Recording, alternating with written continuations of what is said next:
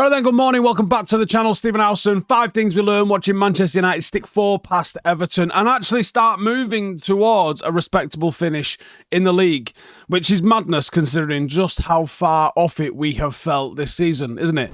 Now, let's start with Zirkzee. I thought Zirkzee, it was probably his best performance in a United shirt, and there's been some all right performances, and there's been a real bit of a lull, I think, in recent times. But I thought we saw... I still thought he was a bit slow, I'm going to be honest with you. But we did see a bit of a range of skills with him. And I question whether or not he can play the actual 9, but I do think he can play one of the 10s either side of a 9. There was some good link-up play. His hold-up play was all right. It was the duels that sort of made me go, a little bit. Now, Amorim give him a little bit of a compliment. And showed that he can play with players that are going to have different sort of skill sets to him, such as Rashford or a Højlund, and maybe even Bruno to a certain degree. Clearly was in more of a false 9 than a straight 9 kind of thing, but he got on the end of his the shots and he scored 2 goals. So I'm happy for that, and hopefully he starts playing with a little bit more confidence now. And if he can start chipping in, if he can get over like 10, 12 goals for the season, it'll go a long way for us hitting that sort of 80, 85 goal a season mark that we definitely need to get to. Listen, lads, the holidays are around the corner. That means 2 things: endless family gatherings and that one uncle asking why you're still not married or got a bird. And you can't control your love life for the most part, but you can control how sharp you look when you tell him to go sling it. Enter Manscaped. It's the latest game changer, and they've got the Chairman Pro electric foil shaver, and it's like the Ferrari of shaves. It is sleek, it is powerful, and it's guaranteed to make your face smoother than the excuses you gave for not giving a +1. Now, go to manscaped.com right now. Use the code Howson. You're going to get 25% off and free shipping. And seriously, if you're still using a rusty trimmer from the Stone Age, I'm judging you, and I'm judging you harshly. There's no need for that. In 2024, nearly in 2025, you can't be shaving your cock and balls with anything other than Manscaped. It's just not right. I'm disappointed in you more than anything. Here's why you need the Chairman Pro in your life. It's got 2 interchangeable skin-safe blade heads. Both of them are going to keep your irritation lower than the tolerance for the political arguments that are bound to ensue this Christmas. The Flex Adjust technology is like having a personal face masseuse. Now, it hugs every single contour of your jaw and your neck, and it's going to make sure that there are no rogue hair surviving. Even that sneaky one that grows just a bit weird under the Adam's apple. It's gone. All of that is gone. It's waterproof. You can use it in the shower so your missus doesn't complain about getting hair all over the place. It's got a 75-minute battery life. If you need longer than 75 minutes to do your shit, I suggest you go down to the zoo like the rest of the chimps and you don't bother with Manscaped, okay? But if you can do it in less than 75 minutes like the rest of the human population, then I suggest you go and get yourself a Manscaped, okay? And did I mention it's got an LED spotlight? Have you ever tried shaving in the dark? That's really weird. But you can do it because you've got an LED spotlight. Hey, listen, they're having a Black Friday sale at Manscaped. Instead of 20% off, it's now 25% off and free shipping with the code Howson at manscaped.com. That's 25% off and free shipping with the code Howson at manscaped.com. Number 2, Ahmad. I think it's between Ahmad and Mazraoui, to be honest, and maybe Onana, actually, which I didn't even realise until someone mentioned it last night, that the African trio were doing a madness, and I was like, oh yeah, they are all African. But they're doing a madness. They're playing fantastic, and that might be our shouts for Player of the Year, to be honest. It might be those 3 right now. If I had to select it right now, it is those 3. I don't know which order, but it's those 3. I'm still torn on whether I want to see him as this right wing-back slot or if I would like to see him played in that 10 where I just think that position is absolutely made for him. But he's playing so well as the sort of starting right wing-back that you go, do you know what? Maybe we just keep him here. He's got an unbelievable football IQ. His decision-making is fantastic. There's intelligence not just in what he does with the ball, but how he presses. And even his sort of positional defending as well. He times everything so well in what he does, and he always seems to make the right decision with the ball. He's so technically secure. Once the ball comes to him, you don't really have to worry about him letting it go easily. He's very hard to get off the ball. He's very hard. He will always play it back rather than playing a risky forward pass.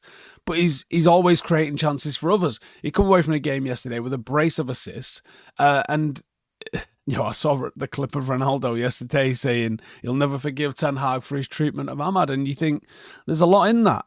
We knew there was a player in Ahmad, and then we get an opportunity for him like we got in the FA Cup against Liverpool, and then he finds himself on the bench behind Anthony again. You're like, honestly, I defend managers to the hill, and I always will. It's how I choose to support my football team.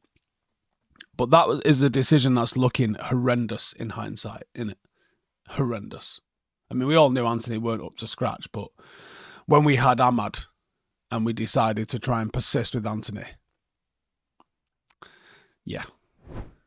Number 3, we scored some goals. We finally figured out how to score goals, and we absolutely destroyed and outperformed our XG as well that we were expected to score. Forwards were expressing themselves. They were shooting early. It's the first time winning by 4 goals at home in the league since August 2021. Right. Seemingly a formation that didn't suit everybody's strengths is playing to people's strengths a little bit. Bruno and Rashford played pretty well. Obviously very productive performances from those two as well. Gonna need them Wednesday night, I think, because that's going to be a tough old test. I think there are a lot of things to like in the squad. There's some glaring holes, i.e. left wing back. There is quality within the squad. Is there enough goals to finish inside the top 4? I still don't know about that. But at least we've started to score some goals. And a lot of goal scoring is confidence. And the difference between taking that extra touch and maybe hitting one first time does come down to confidence. It's a little bit decision making as well, but it does come down a lot to confidence. And you can get halfway there with what we've got. But I still think you're going to have to buy some goals. We've been supplying all season. United were in the top of I don't know if we still are, but we were top of the most big chances missed table, which is a weird table for someone to make, but someone made it and we were top of it. It just shows that, the team can create, but we weren't scoring. Well, yesterday we scored. I'm not going to be like, but no, just we scored. Sound. 4, we need athletes. Athleticism has to be a major point when it comes to the recruitment that we're about to go and do. I still think we've been weak in our duels, and especially when you fucking Zirkzee's built like Jonah Lomu, mate. How's he losing the duels to the level that he does? I still think we're like an injury or 2 away from completely shitting the bed. We struggle to contain physical players in the opposition, and Dye causes all sorts of issues, I thought, yesterday. Legs in the middle of the park, have to become a little bit more aggressive in and out of possession, and that will go a hell of a long way. And some players are just going to have to get used to the tempo of it. I thought the game was slow at parts yesterday, and I think that's where a lot of the criticism of United's performance came, where people were like, United were a bit ordinary, and United were a bit this and that. It was very composed.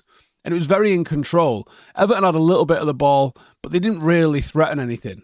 There was a couple of times where they broke into the box, but even where they were shooting from was wide enough where you think it wasn't huge chances. It wasn't like, oh my God, they should have buried that there.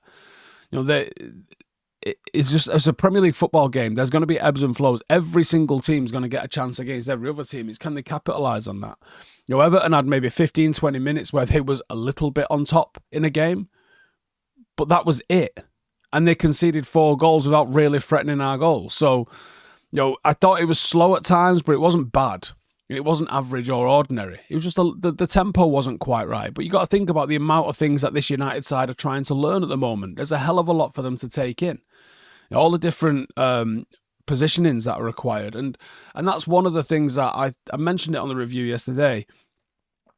I saw Everton break our lines incredibly easy with vertical passes on the floor. I'm not talking like smashing it high in the air.